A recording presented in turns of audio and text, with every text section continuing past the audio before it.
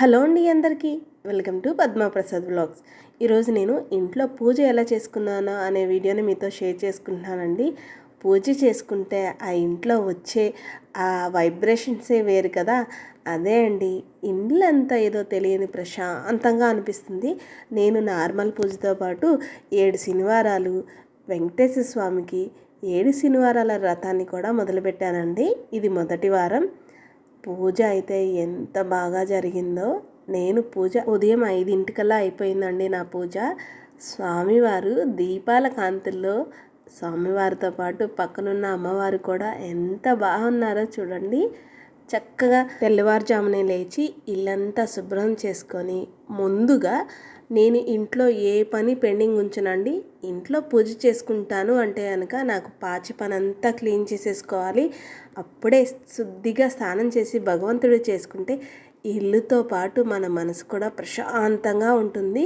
లేకపోతే పూజ మీద అస్సలు శ్రద్ధ పెట్టలేనండి. నేనైతే కనుక అమ్మో అంట్లున్నాయి, బట్టలున్నాయి, ఇలాంటివన్నీ వస్తాయి మైండ్లో.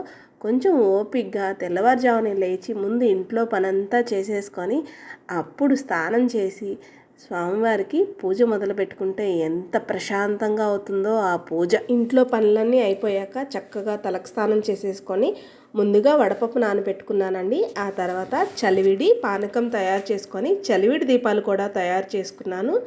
ఆ తర్వాత భగవంతుడికి ఎంతో ఇష్టమైన చిమిలి ముద్దని నల్ల నువ్వులతో చేశానండి. భగవంతుడితో పాటు ఆ శనిదేవుడికి కూడా ఎంతో ఇష్టమైన ప్రసాదం అది. చక్కగా ప్రసాదాలు చేసి పక్కన పెట్టేసి ముందుగా ఎప్పుడూ చేసుకునే ఇంట్లో దేవుళ్ళకి పూజ చేసుకొని తర్వాత తులసమ్మకు కూడా కొన్ని నీళ్లు పోసి దీపారాజన కూడా చేసేసుకున్నాక పైనుండి చక్కగా అమ్మవారిని అయ్యవారిని కింద పెట్టి పూజకు కావాల్సిన సామాన్లన్నీ పక్కన పెట్టుకొని చక్కగా కూర్చొని ప్రశాంతంగా చేసుకోవాలండి. నాకు పూజ చేస్తున్నప్పుడు మధ్య మధ్యలో లెగుస్తూ ఉండాలంటే నాకు చాలా ఏడుపు వస్తుంది. ఆ టైంకి వచ్చేసరికి పిల్లలు కూడా లేవరు కదా. నేను ఎప్పుడో తెల్లవారుజామున ఇవన్నీ చేసుకుంటూ ఉంటాను. కాబట్టి నేను ముందుగానే అన్నీ అరేంజ్ చేసేసుకున్నాక ఆ తర్వాత మాత్రమే కూర్చుంటాను. అప్పుడే అన్నీ పక్కన పెట్టుకొని పూజ మొదలు పెట్టుకుంటే ఎంత బాగా చేసేసుకోవచ్చో కదా. లేస్తూ ఉంటే కనుక మనకి పూజలో శ్రద్ధ పోతుందనేది నా ఉద్దేశం అండి. ఈ పూజ ఏదో ఇలా చేసుకోండి అలా చేసుకోండి అని మాత్రం నేను చెప్పట్లేదండి. నేను ఎలా చేసుకున్నానో అని మాత్రమే చెప్తున్నాను. ఈ పూజను వివరించి మీకు చెప్పే అంత పెద్దదాని కాదు అనేది నా ఉద్దేశం. నేను చేసుకునే ఈ పూజలో ఏమైనా తప్పప్పులు ఉంటే గనక నాకు మీరు నిర్మోహమాటంగా తెలియచేయచ్చు. నేను 2వ వారం అటువంటి తప్పులు లేకుండా పూజ చేసుకోవడానికి ప్రయత్నిస్తాను. దీపాల కాంతుల్లో స్వామివారు అమ్మవారు ఎంత బాగా ఉన్నారో కదా. చక్కగా దీపాలు వెలిగించుకొని ఆ ముందు బుజ్జగణపైకి దీపారాధన చేసి ఆయనకి దండం పెట్టుకున్నాక తర్వాత ఈ పూజ చేసుకుంటే ఎంత ప్రశాంతంగా ఉందో అండి. నిజంగా చక్కగా పూజ అయితే భలే అయిపోయింది. నాకు తెలిసినంతవరకు ఎక్కడ తప్పు చేయలేదు అని నేను అనుకుంటున్నాను.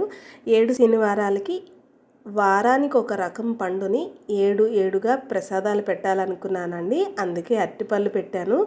పూజ అయిపోయాక వాడపల్లి వెంకటేశ్వర స్వామి గుడికి కూడా వెళ్ళానండి. అక్కడ కూడా 7 చలివిడి దీపాలని దీపారాధన చేసుకొని 7 ప్రదక్షిణాలు చేశాను. కొంచెం రష్గా ఉంది కానీ గుడి స్వామివారి దర్శనం మాత్రం ఎంత బాగా జరిగిందండి. భలే అనిపించింది. మళ్ళీ దర్శనం అయ్యి సాయంత్రం ఇంటికి వచ్చాక ఇంటి దగ్గర కూడా మళ్ళీ ఇల్లంతా కాస్త శుభ్రం చేసుకొని స్వామివారికి అసలే వడ్డీ కాసులు వాడు అసలు కన్నా ఈయనకి వడ్డీ ముద్దండి. పొద్దున చేసిన 7 దీపాలు కాకుండా సాయంత్రం కూడా ఇంకో పిండి దీపంతో దీపారాధన చేసుకున్నాను. 7 సాంబ్రాణి పుల్లలు కర్పూరం బిళ్ళల్ని అన్నీ 7 కింద వచ్చేటట్టు చూసుకున్నానండి. భగవంతుడు అసలే అలంకార ప్రియుడు కదా. పొద్దున్న అన్నీ చామంతులతో చేశాను దీపారాధన. ఇప్పుడు అన్నీ గులాబీలతో పెట్టుకున్నానండి. నాకు ఎందుకో ఆ జాజి పూలు తులసిమాల తీయడానికి ప్రాణం ఒప్పలేదు. బాగున్నాయి కదా అని ఉంచాను. చక్కగా దీపారాధన డైరెక్ట్గా సాంబ్రాణి పుల్లలు లేదంటే అగ్గిపెట్టితో చేయకూడదంటండి ఈ 7 శనివారాల వ్రతంలో మాత్రం అని ఎవరో నాతో చెప్పారు. నేను అందుకని ఏకదీపారాధనతో చేసుకున్నాను. దీంట్లో ఏమైనా తప్పప్పులు ఉంటే నాకు తెలియచేయండి. సాయంత్రం ప్రసాదం వచ్చేసరికి రవ్వ కేసరి చేసుకున్నానండి పాలు పోసి. చక్కగా స్వామివారు చూడండి ఎంత దివ్యోజంగా వెలుగుతున్నారో. నాకు ఎంత బాగా అనిపించిందో అండి.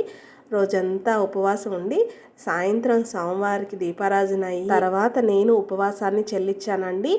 ఇందులో ఉపవాసం ఉండాలి, ఈ పువ్వులతోనే చేయాలి, ఇన్నే ప్రసాదాలు పెట్టాలి అనే రూల్ అయితే ఉండదని నేను అనుకుంటున్నానండి. భగవంతుడు మనకు ప్రసాదించిన దాంతోనే మనం పటికి బెల్లం ముక్క లేదా చిన్న బెల్లం ముక్క కూడా పెట్టినా భగవంతుడు స్వీకరిస్తారనేది నా ఉద్దేశం. ఆయన మాకు ప్రసాదించినంతలో, మాకు కలిగినంతలో చక్కగా భగవంతుడిని సాయంత్రం కూడా ఇలా పూజించుకొని ఆ తర్వాత కాసేపు ఎందుకో దీపాలు వెలిగించాక లైట్స్ అన్నీ తీసేస్తే స్వామివారు చూడండి ఆ కాంతుల్లో ఎంత బాగా ఉన్నారో కదా. నచ్చిందండి మీకు ఈ వీడియో? అయితే లైక్ చేయండి, మన ఛానల్ని సబ్స్క్రైబ్ చేసుకోండి. నేను చేసే పూజలో ఏవైనా తప్పులు ఉంటే మాత్రం తెలియజేయండి సుమా. నేను వచ్చే వారం చేసుకునే పూజలో అటువంటి తప్పులు లేకుండా చేసుకోవడానికి ప్రయత్నిస్తాను. ఇంకొక విషయం, వాడపల్లే వెళ్ళాలని రూల్ ఏమీ లేదండి. మన దగ్గరలో ఉన్న గుడికి కూడా వెళ్ళొచ్చు. నేను అది కూడా వెళ్ళాలని అనుకున్నాను కాబట్టి, నాకు అనువుగా ఉంది కాబట్టి మాత్రమే నేను వాడపల్లి వెళ్తున్నాను.